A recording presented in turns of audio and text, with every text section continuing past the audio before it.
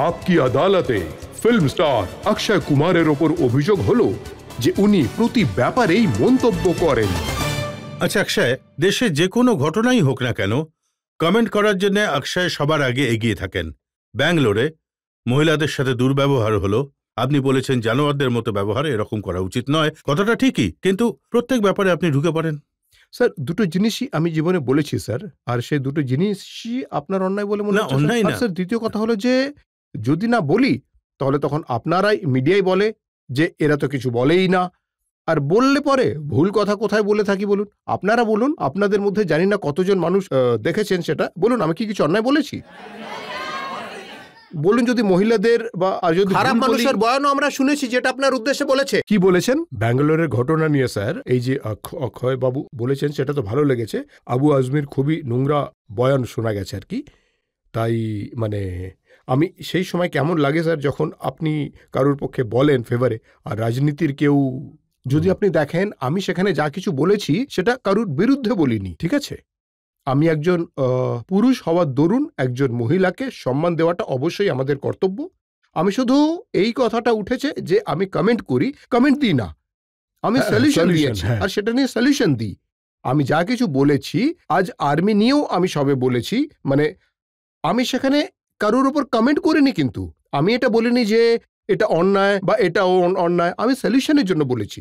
আমি সেই রকম মানুষই নই যে কাউকে নিয়ে বলবে, কারোর ভুল ধরিয়ে দেবে যে আপনি এটা ভুল করছেন, ঠিক আছে, ওটা ভুল করছেন, সরকার এটা ভুল করছে, এই সব বলছে। আচ্ছা দেখুন, কমেন্ট তো অক্ষয় আপনি এটা করেছেন যে সার্জিক্যাল স্ট্রাইক আপনি সাপোর্ট করেছেন। একদম, আমার খুব ভালো লেগেছিল। আর এই যে স্বচ্ছতা অভিযান, সেখানেও আপনি খুব ভালো লেগেছিল স্যার। স্বচ্ছতা অভিযান ছিল, যদি টেররিস্টের উপর অ্যাটাক হয় তাহলে তো খুবই ভালো হয়, কেন নয়, খারাপ কি তাতে? আর প্রবলেমের কি আছে এতে? আমি বলছি যে আমি কেন, সবাই বলে টেররিজম শেষ হয়ে যাক, এতে দোষের তো কোনো কিছু নেই। আর আমি যেমন আবার বলছি কমেন্ট করি না, আমি এটা বলি যে সলিউশনটা কি। কমেন্ট করি না, আমি কমেন্ট নয়, আমি সলিউশনের কথা বলি। সলিউশন কি?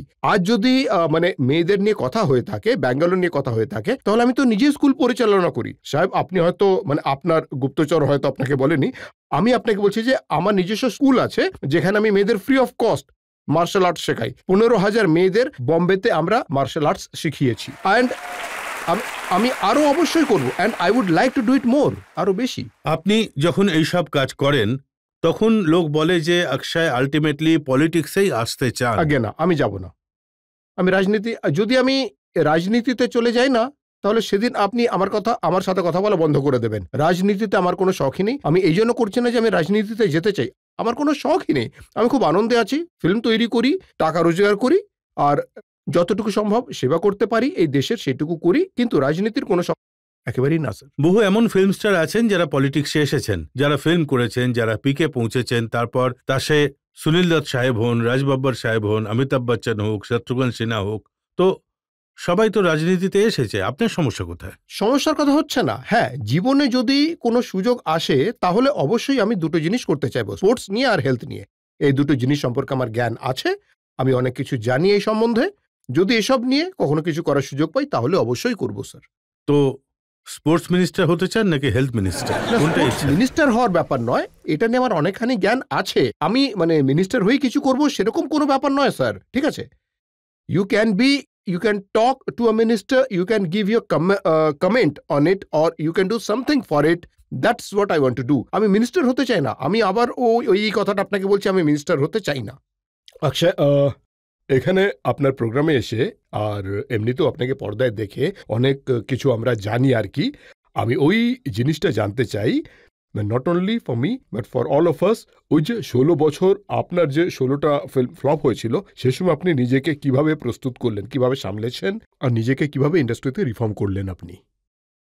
হ্যাঁ, ব্যাপারটা হলো যে 16টা ফ্লপ হওয়ার পরও আমার কাছে, মানে আমি বলেছি যে ফিল্ম তো অনেক ছিল আমার কাছে, কারণ আমি ফিল্মগুলো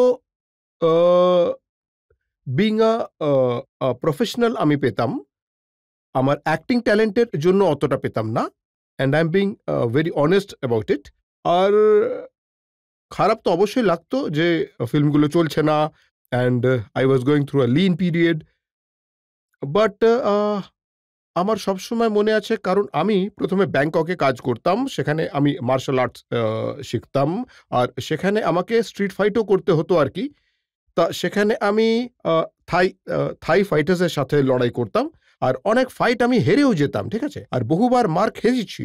but the only thing was that you have to get up again and start working again. তা সেই জিনিসটা আমি মাথায় রেখে আমি এগিয়ে গেলাম, এবং এটা ভগবানের আশীর্বাদ যে আমি আবার ভালো ফিল্ম পেয়ে গেলাম, কাজ করতে থাকলাম, এগিয়ে যেতে লাগলাম, and I got my success, আমি সাফল্য পেলাম, দ্যাটস ইট। অক্ষয়, আপনার জীবনের যে সংঘর্ষ ছিল সেখানে আপনাকে কখনো জুয়েলারি বিক্রি করতে হয়েছে, কখনো আপনাকে ট্রাভেল এজেন্ট হতে হয়েছে, নানান রকম কাজ করেছেন, তাতে মনোবল বেড়েছিল? কুন্দনের জুয়েলারি বিক্রি করতাম আমি, বম্বে থেকে নিয়ে গিয়ে, না সরি, দিল্লি থেকে নিয়ে গিয়ে, লাজপত বাজার থেকে নিয়ে গিয়ে বম্বেতে বিক্রি করতাম। তারপর কলকাতাতে আমি এক মানে স্পট বয় ছিলাম আর কি, সেখানে একটা ট্রাভেল এজেন্টের আন্ডারে। সো ঢাকাতেও আমি কাজ করে এসেছি, ব্যাংককে কাজ করতাম, বম্বেতে মার্শাল আর্ট স্কুল চালাতাম, লোকজনকে ট্রেনিং দিতাম। তা এই আমার সংঘর্ষ ছিল আর কি। কখনো কি ভেবেছিলেন যে ফিল্ম স্টার হবেন, এত বড় সুপারস্টার হয়ে যাবেন? না, কখনোই ভাবিনি স্যার, এটা একটা খুবই মানে এটা কখনোই ভাবিনি স্যার। শুধু একবার মনে আছে, প্রচন্ড মানে রেগে আমার বাবা আমাকে একটা চড় মেরেছিলেন, আর বলেছিলেন যে আমি কেন পড়াশোনায় ভালো ছিলাম না, তা বাবু না পড়লে পরে জীবনে তুই কি হতে পারবি। তখন মুখ দিয়ে বেরিয়ে গেছিল যে হিরো হতে চাই। এমনিতে কখনো ভাবিনি। একটা সেই কথায় বলেন না যে মুখে সরস্বতীর বাস হয়, সেটাই বোধহয় হয়ে গেছিল আমার সাথে, ওই ব্যাপারটাই খেটে গেছিল আর কি। আর এটাও আমি জানতে পেরেছি যে দেওয়ালের সামনে দাঁড়িয়ে আপনি জীবনে প্রথমবার ফটো শুট করিয়েছিলেন, এখন সেই দেওয়ালের পেছনে বাড়িটা আপনি কিনে নিয়েছেন। আগে হ্যাঁ, অ্যাকচুয়ালি আমি ভেতরে মানে ফটোশুট করতে চেয়েছিলাম। অবভিয়াসলি চৌকিদারকে বলা হয়েছিল যে কাউকে যেন সে আসতে না দেয়, আর সে নিজের জায়গায় সঠিক ছিল। আর এটা কাকতালীয় ব্যাপার যে এটাও আমি কখনো ভাবিনি যে আজকের পর আমি মানে প্রতিজ্ঞা করছি যে এইখানেই বাড়ি কিনবো। এটা একটা কাকতালীয় ব্যাপার যে ওখানে আমি বাড়ি পেয়ে গেলাম। চৌকিদারকে এখনো সেই আছে না সরিয়ে দিয়েছে? না, চৌকিদার তো এটা তো মানে তখনকার কথা, প্রায় মানে 27-28 বছর পুরনো কথা। তা আমি উনি তো আগে থেকেই বয়স্ক ছিলেন, জানি না আছেন কি নেই। অনেকগুলো কাকতালীয় ব্যাপার হয়েছে, এটাও কাকতালীয় ছিল যে রাজেশ খান্নার কাছে আপনি কাজ চাইতে গেছিলেন। আগে হ্যাঁ, চাইতে গেছিলাম, আর উনি না দেখা করেই চলে গেছিলেন? না না না না না, একদমই নয় সেটা। উনি অবশ্যই দেখা করেছিলেন। আপনি তো বাড়ি ভাঙার কথা বলছেন যে বাবা। তা অবশ্যই আমি ওনার অফিসে গেছিলাম, উনি অফিসে আমার সাথে দেখা করেছিলেন, আর আমি 15 মিনিট ওনার সাথে দেখা করে, তখন ওই ফিল্ম তৈরি করছিলেন উনি। চঙ্কি পান্ডে হিরো ছিল সেখানে, জয় জয় শিবশঙ্কর, ওই ফিল্মটা তৈরি করছিলেন। আর তারপর উনি বললেন, বাবা আমি যদি অন্য ফিল্ম তৈরি করি তাহলে অবশ্যই তোমায় মনে রাখবো আমি। কিন্তু তখন নিশ্চয়ই এটা ভাবেননি যে ওনার মেয়ের সাথেই আপনার বিয়ে হয়ে যাবে? না, একদমই ভাবিনি, একদমই না। এটা কে ভাবতে পারে এরকম? যদি কেউ ভাবতে পারে তো সে তো মানে রীতিমতো ভগবানই আর কি, আমার সামনে চলে আসুক বাবা।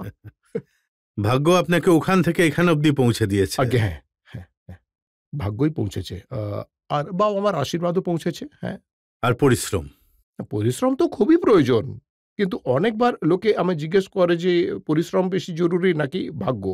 তা আমি মনে করি যে আমি 65 থেকে 70% ভাগ্যকে আমি দেব, আর 30% দেব হার্ডওয়ার্ককে, because I don't know, my experience says that.